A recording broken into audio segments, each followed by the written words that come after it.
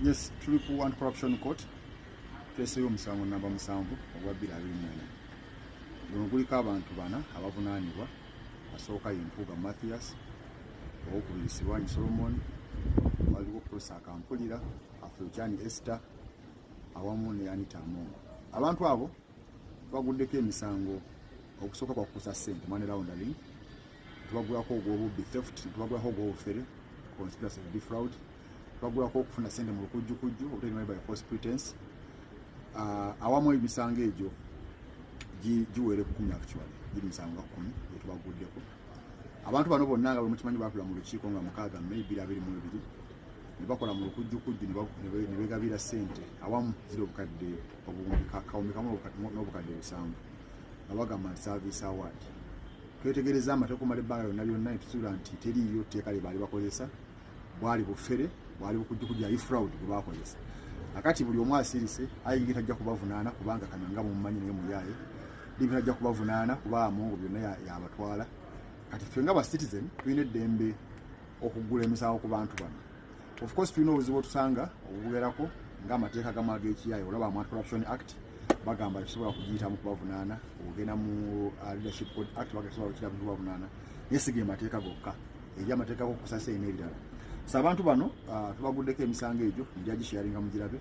So tulize tukimu kkooti twolunaku tujje tugikakasa nti abantu abo balina okujja beewozeeko samonzi bayisibweko kyo kinaggwa bavunaanibwe. Bannyabo ne bassebo njagala kusaba buli munnayuganda yenno neegatteko tulwana olutalo lujja Mayiga Emmengo tutaase Ssaabasajja Kabaka, custodian wa Buganda, custodian wa Uganda. Kubanga ye muntu yekka akyasobola okuyimira n'afeesinga Museveni n'amugamba ebigambo n'okumanya ki ekituufu kiki. Bannyabo ne bassebo enteekateeka nnamutayika ey'okusanya Ssaabasajja Kabaka eri mu jjiya. Olw'okuba nti nwanagene Mayiga omwezi oguwedde gwonna, Mayiga yakyusizza enkola era kati bamuwadde killing squad empya ey'okusaanyaawo Ssaabasajja Kabaka. Manyi nti omuntu yena aliranye Ssaabasajja Kabaka asaba omunnumire kutu omugete muzzukulu w'amazige Lumbuya ate atumbudde azze n'ebipya ebikwatagana ku nsonga y'okujja Ssaabasajja Kabaka. Ndowooza kansooke nzanye akatambi kali keyazanye keyayogedde then bawo information tusimbule kuba video ya Blange Mmengo. Awo nga nyongera gwayagala enkyukakyuka ng'omanyi nti oyagala change mu Uganda. Ngoli muna Uganda, Buganda si Abaganda Balumbya, Buganda ya buli muntu yenna. Kubanga muinamu poloti, muinamu ebizimbe, muinamu abataka ne code ne gwe tuyita custodian. Oba omukuumi ye Ssaabasajja Kabaka. Yensonga lwaki buli muntu ajja mu Buganda tewakugamba nti vawana. Kati bw'onoozingira emikono n'ogizza emabega kitegeeza oba olidde mu nsi y'olukwe oba weriddemu olukwe ng'ayagala okuggyako Museveni bwe mba temuggyeko Mayiga ayagala Kabaka ng'owooza Ssaabasajja Kabaka wendigwa waaligwa nga toggyeko Mayiga tulwanyisiza Mayiga oba okootakoota Mugalumonde.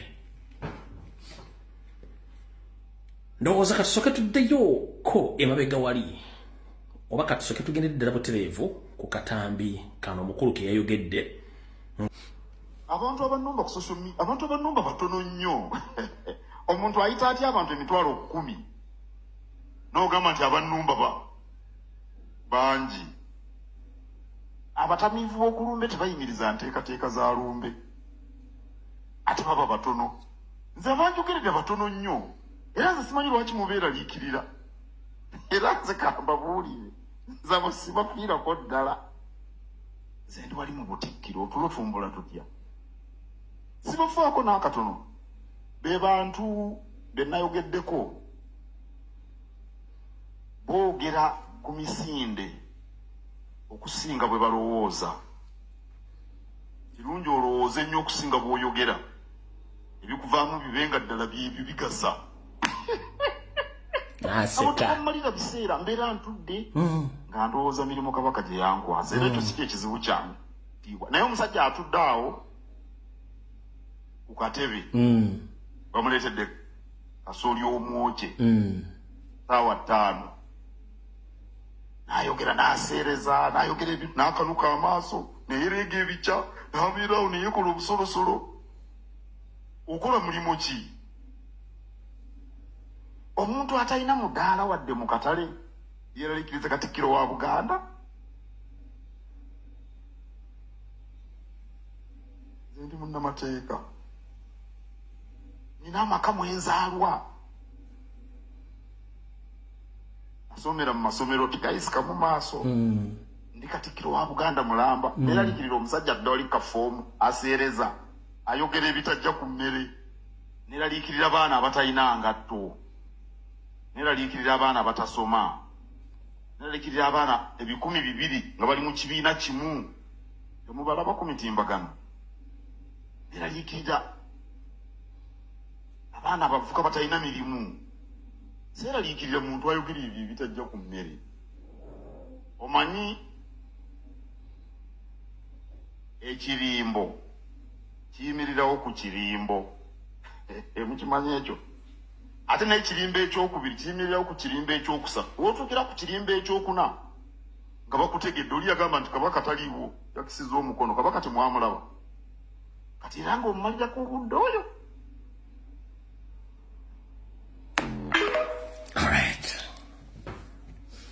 Mwebale kawuliriza, ngenda kukabatebera kigambo ku kigambo, ne kansooke mbateeke wano. Musajja mukulu oyo Ssalonga Mulengejja Mr. Alaje wanjawulo ku bakatikkiro bonna abaali babadde mu Buganda olw'ebikolwa ebimwolekesezza okumulaga Buganda nti si musajja Muganda. Nazzi kuno nga Abaganda tulina ssemateeka atali muwandiike naye nga tumutambuliza ku lombolombo n'ennono. Era nga kizibu nnyo okusanga omuntu atamanyi bulombolombo na nnono bya Buganda. Ssebo mukulu wa Sanyakalu Charles Peter Mayiga, omufutubbaza afutubadde ku Bwakabaka bwa Buganda era Kabaka omupya wa Buganda ayagala okusaanyawo Kabaka amanyikiddwa Goddewo. Njala kubuuzaako gyebaleko okimenye kitegeeza okukwata ebiwandiiko bya Ssaabasajja Kabaka n'obicuppula n'obikolamu gw'ekyoyagala. Okimenye kitegeeza tokimanyi kyokubiri. Okimanyi nti mu Buganda mu ssemateeka atali muwandiike wabula obulombolombo n'ennono tugamba nti Ssaabasajja Kabaka alamula ng'ali mu ggwanga erya Uganda oba ng'ali mu nju mu kisu mu nju ye mu Buganda. Ssaabasajja Kabaka bw'alamulira. Ssaabasajja Kabaka wabanga akyadde oba akyadde wa Kasujja oba akyadde mu ebweru w'eggwanga, obuyinza abaabulekedde abo basuubira abagenda omulamulirako. Era tewaba kintu kyonna kikolwa ekiri mu mannya ge nga si ye yakikoze ng'ali mu nsi y'alamula. Jjo ly'abalamu wano wavuddeyo n'okola enkyukakyuka mu bakulembeze ab'amasaza b'amagombolola n'ogamba nti Ssaabasajja Kabaka asiimye okukyusa obukulembeze, naye nga gw'ogamba asiimye wattu musajja attu akyaddeko wa Kasujja mu bamagulu meeru bamale omukanikamu, naye n'ogamba nti asiimye akyuse obukulembeze. Omuntu eyakyali wa Kasujja asiima atya ate okukyusiza abakulembeze ng'ali wa Kasujja? Bwetyo nga n'omukono guliko omusayininge gugwo kuva ddi mbulombolombo n'ennono bwa Buganda. Ssaabasajja Kabaka alamula era asiima ng'ali mu Buganda ku nnamulondo y'abajjajjaabe. Kati gwe bw'ogamba nti Ssaabasajja Kabaka yasiimira akyusa obukulembeze ng'ate si musajja wattu yakyadde wa Kasujja. Kyagulanyi Ssentamu musaba ekigambo kimu abeere wa mazima, ate aleme kulowooza nti ye yekka alina okubeera obulungi, kubanga ali mu struggle. Alime kulowooleza abantu nti ali mu kubonaabona, kubanga ssente ze yakafuna mu struggle ebbanga ettono lyakabeeramu lisinga ssente zazaafuna mu music. Era ne mu kujja mu music, mu kujja mu byobufuzi yajjanga business, kubanga mu music yali takyalina maanyi n'agenda kubaka ba parliament, yajjanga azze okukola business.